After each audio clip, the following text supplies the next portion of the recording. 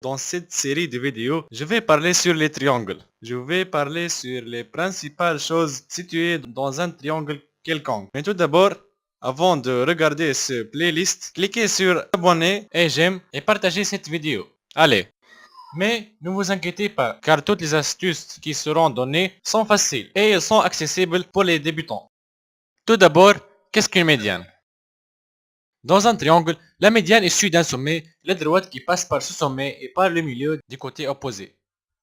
En rouge, c'est le sommet, en vert, c'est le côté opposé, et en bleu, c'est le milieu. On relie le sommet par le milieu et on obtient la médiane.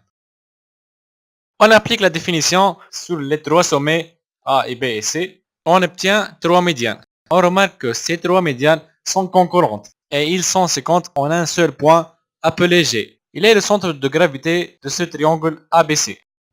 Passons maintenant aux propriétés. Soit ABC, un triangle quelconque, et K est le milieu de BC. Ainsi, AK est la médiane issue de A sur BC. On a BK est égal à BC sur 2. Et la surface du triangle ABK est égale à la surface du triangle AKC est égale à la moitié de la surface de ABC. Dessinons les autres médianes dans ce triangle.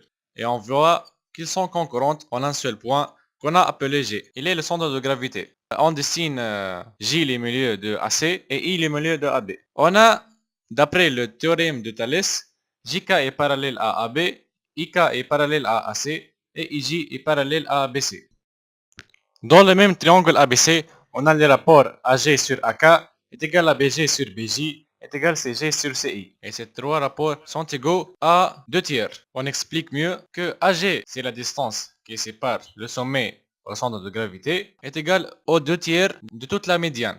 On a dit que G est le centre de gravité de ce triangle ABC. Donc G est le barycentre des points pondérés A1, B1 et C1. Et 1 représente les coefficients de A, B et C. On s'intéresse maintenant à la médiane AK.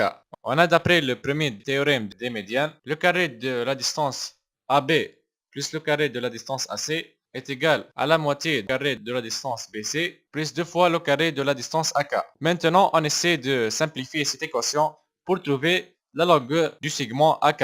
Et après la simplification, on trouve que AK est égal à 1 demi la racine carrée de 2AB carré plus 2AC carré moins BC carré. C'est tout pour notre vidéo aujourd'hui, en espérant de vous présenter d'autres vidéos dans les prochains jours. Au revoir.